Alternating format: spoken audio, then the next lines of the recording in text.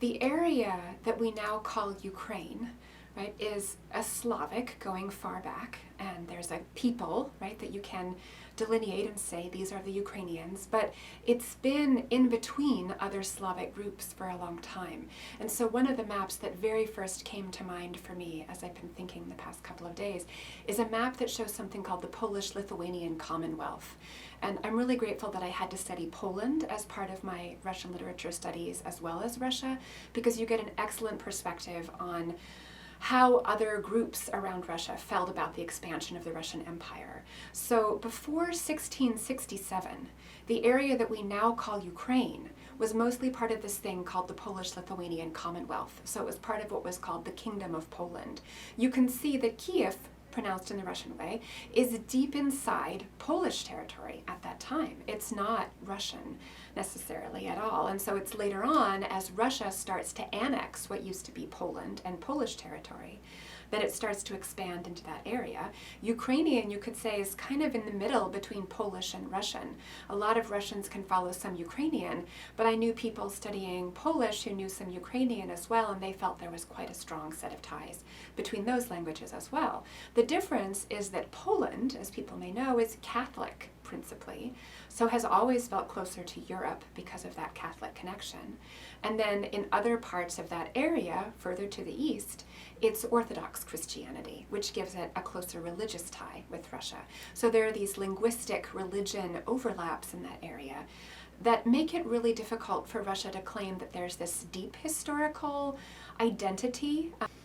And then in the Soviet Union, right, so Ukraine is part of the economy, it's the breadbasket, right, a lot of things are grown there.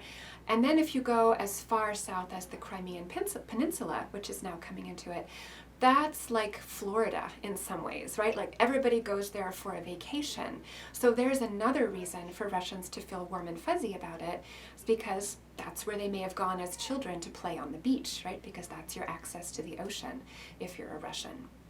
So what you end up having now is a situation where the Soviet Union ended. Nobody really made plans based on that, right? They intended for it to stay a whole.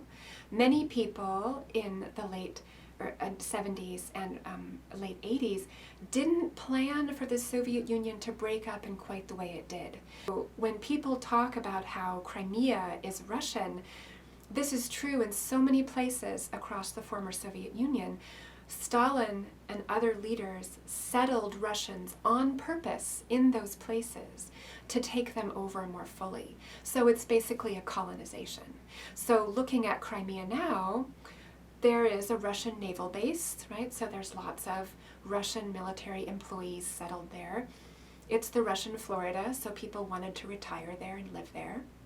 And obviously they have legitimate feelings, but to say that it's some ancient Russian territory is not accurate at all. It's been progressively made more Russian on purpose over the past 150 years or so. From the point of view of Russia, as some people have been explaining, this whole idea of the breakup, right, and losing the surrounding countries to other spheres of influence has been very traumatic, particularly for a portion of the elite that was very upset about the end of the Soviet Union. And Putin is one of those people, and many people have been writing about that. Friends of mine, I should say that a lot of the insight I feel I have into this right now comes from my friends posting on Facebook and making links to petitions being signed by Russians to ask their government not to perform aggression in Ukraine, not to intervene militarily, not to try and provoke some kind of Slavic civil war with Ukraine. So they're very much against what their government is doing.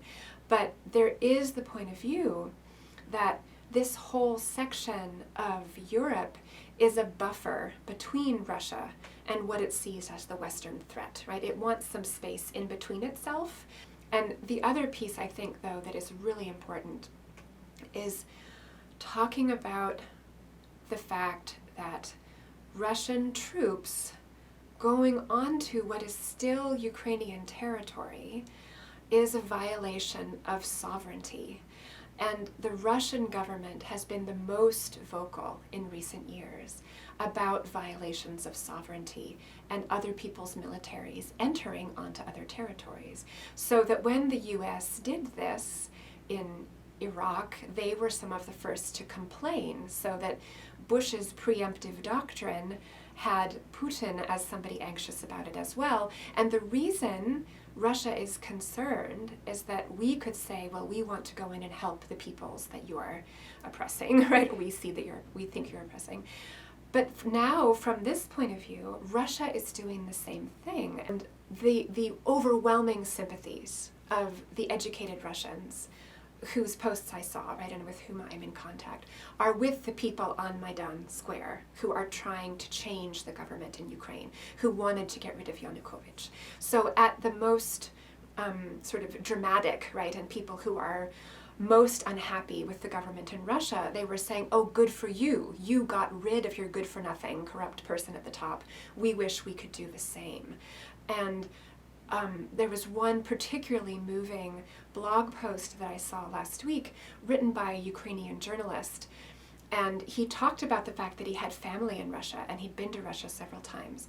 But he had visited in recent years. And he said he saw an armed soldier on the street with a dog. And for some reason, I can't remember the name of the dog. I knew what it was when I read it in Russian, but it's like a mastiff or some big dog that soldiers walk to look fierce. And he said, in that moment, he realized that the soldier could release the dog on him, and he would have no recourse unless his family paid attention and found out that he went missing or did something. And he said he felt so unfree in that moment that he has resolved never to travel in Russia again. And the comments by Russians underneath that post, I thought, were very revealing. They expressed resignation, sort of sighs, and recognition of what he was talking about. And the same journalist said the difference between Ukrainians and Russians, again, this is one person's point of view, but he said, we value freedom and we are out on our streets for freedom.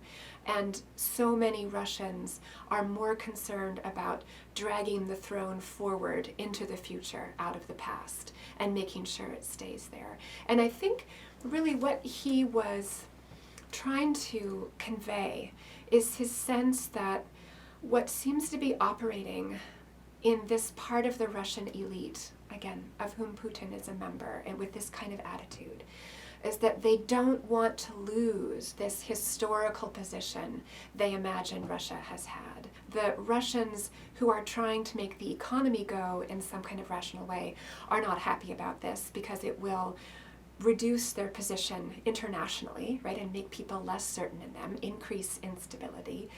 Friends of mine in St. Petersburg, as of yesterday, were making jokes on Facebook about what war rations will mean for them and which building projects in St. Petersburg will they finish and which won't they be able to afford, and should they start planting kitchen gardens, and who will be asked to take Ukrainian refugees into their houses. And it was kind of darkly humorous, I think, kind of tongue-in-cheek. I'm hoping I was picking up on humor, knowing the person who posted it. But I think a lot of Russians are caught up in this emotional story, right? Putin controls the only real television station. It's like you could only watch one TV station in the US and that was it.